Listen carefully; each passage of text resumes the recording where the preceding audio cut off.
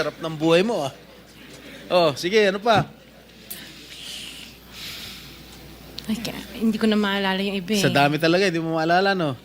Sino-sino gumagamit itong mga luxury cars ninyo? Kami po. Everyday, Iba-iba. siguro sa pag-aalis kayo nung umaga, Rolls Royce ang gamit mo. Pag uwi mo ng tanghali, kakain, pag lalabas kayo, may back naman ang gamit. Ganun ba yun? Sa dami nyo ng kotse.